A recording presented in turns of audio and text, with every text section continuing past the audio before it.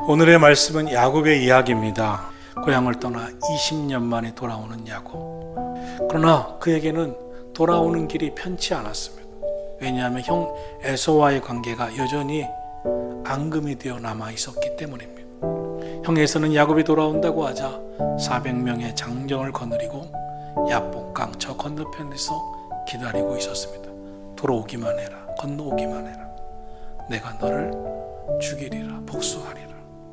내가 열심히 사는 인생이 있고 하나님이 도우시고 역사하시는 인생이 있습니다. 하나님이 역사하시고 도우시는 인생은 전혀 다릅니다. 지금까지 야곱의 인생은 열심히 살아오기만 했으며 수단과 방법을 가리지 않고 성공을 향해 나아간 인생이었습니다. 지금 야곱의 인생은 인생의 공든탑이 무너져 내리는 순간 앞에 서 있게 된 것입니다. 그런데 지금 하나님이 야복강 나루터에서 그 야곱의 인생에 개입하시며 그의 인생의 공든탑이 무너지지 않게, 그의 인생이 숲으로 돌아가지 않게 개입하십니다. 오늘 하나님께서 야곱의 인생에 개입하셔서 그를 변화시켜 가시는 말씀을 우리에게 주고 있습니다. 오늘의 말씀 속에서 하나님이 내게 주시는 음성을 듣게 되기를 주님의 이름으로 축복합니다. 첫째로 하나님은 야곱을 홀로 있게 하셨습니다. 고독하게 하셨습니다. 본문 창세기 32장 24절에 보면 야곱은 홀로 남았더니 라고 기록하고 있습니다. 야곱에게 절대절명의 위기의 순간인데 야곱의 곁에는 아무도 없습니다. 하나님은 때때로 이렇게 우리의 인생을 고독으로 이끌어가고 홀로 있게 하실 때가 있습니다. 야복강 나루에서 홀로 남은 야곱의 심정이 어땠을까요? 얼마나 불안했을까요? 얼마나 힘들었을까요? 더군다나 자신이 쌓아놓은 모든 것을 한순간에 잃어버릴 수도 있는 순간입니다. 자신의 운명이 앞으로 어떻게 될지 모르는 순간입니다. 평소에 많은 곳에 둘러싸여 강한 것처럼 보이지만 사실은 연약하기 그지없는 게 인생입니다. 사람들 중에 자기가 가진 것 자랑하고 지나온 인생 자랑하고 과신하는 것을 보면 그의 인생이 매우 불안하다는 증거입니다. 홀로 있어 볼 때 깨닫습니다. 내가 의지했던 사람들, 정말 믿을 수 없었던 부실한 사람들, 연약한 사람들, 나의 도움이 될 수 없었던 인생이었음을 깨닫게 되고 홀로 정직하게 서서 하나님을 바라보게 되는 줄로 믿습니다. 그때야말로 진정 하나님을 만날 기회임을 기억하시고 하나님만 바라보라고 하시는구나, 하나님의 말씀만 들으라고 하시는구나, 지금 이때 이 고독하고 외롭고 홀로 있게 하시는 것은 하나님이 뜻이 있어서 이끄시고 있구나 깨닫기를 예수님의 이름으로 축원합니다. 그럼 하나님은 왜 야곱을 홀로 있게 하셨을까요? 24절입니다.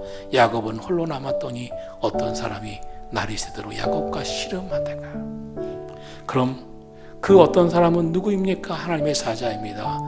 야곱을 홀로 있게 하신 것은 하나님과 씨름하라고 하는 것이었습니다. 야곱의 출생에서부터 두드러지는 것은 늘 누군가와 다투는 것이었습니다.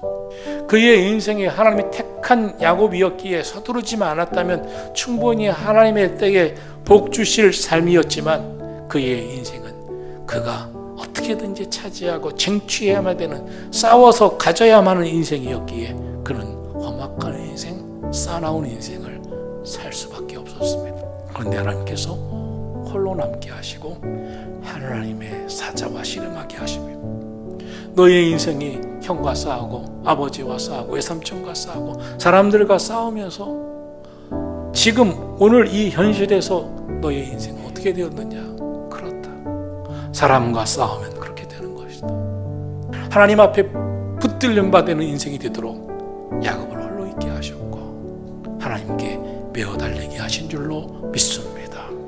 셋째로 씨름하던 야곱을 하나님은 치십니다. 꺾으십니다. 성경에서 흥미로운 것은 야곱과 씨름하던 그 사람이 야곱을 이기지 못했다는 것입니다. 25절에 자기가 야곱을 이기지 못함을 보고 그가 야곱의 허벅지 관절 환도뼈를 쳤다라고 말씀하고 있습니다. 왜 하나님의 사람이 야곱을 이기지 못했을까요? 무슨 뜻일까요? 야곱은 하나님께 매달리고 하나님의 사랑과 씨름하지만 여전히 하나님께 항복하지 않고 있음을 보게 됩니다. 야곱은 아직 자아가 생생하게 살아있어 하나님의 은혜와 도움을 받을 준비가 안 되어 있습니다.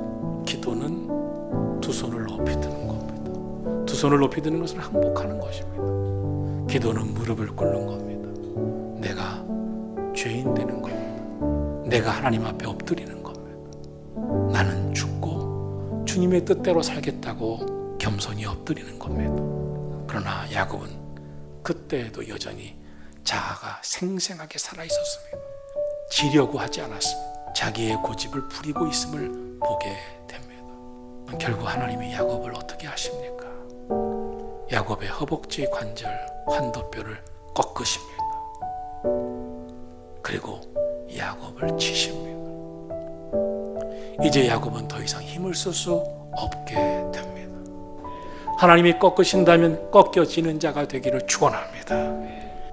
넷째로 그제서 야곱은 하나님 앞에 간구합니다. 환도뼈가 꺾인 야곱, 더 이상 힘을 쓰지 못합니다.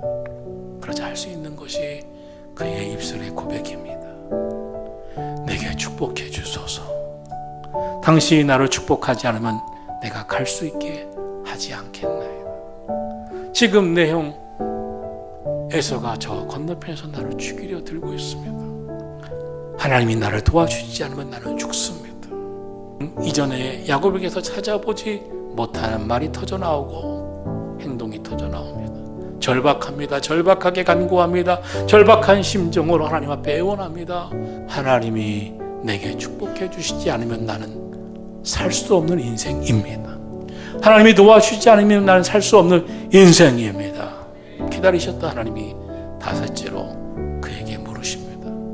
그리고 그의 인생을 변화시켜 가십니다. 27절에서 하나님이 물으시죠. 내 이름이 무엇이냐? 사람들은 내가 누구인지 정확하게 생각해 보고 싶지 않습니다. 내가 누구인지 정확하게 알려고 하지도 않습니다. 야곱은 지금까지 자신의 모습에 대해 정직하게 알려 하지 않았을 겁니다. 위장하면서 수없이 위장하며 살았을 것입니다.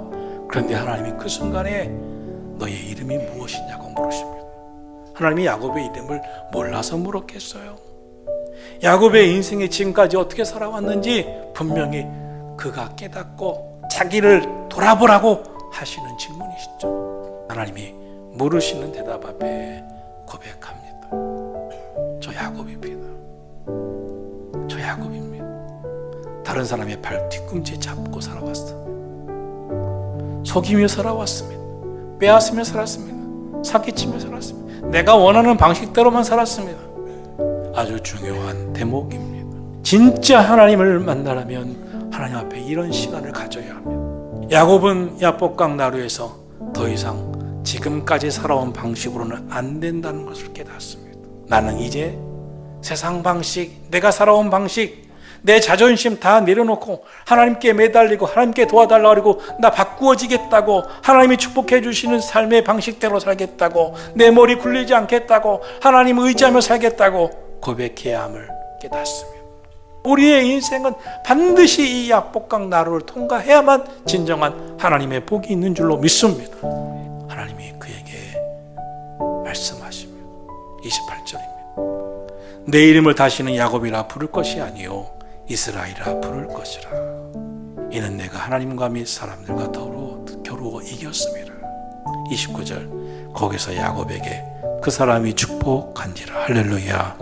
야곱의 이름을 바꾸어 주십니다. 이름을 바꾸셨다는 것은 놀라운 일입니다. 그의 인생을 바꾸셨다는 것입니다.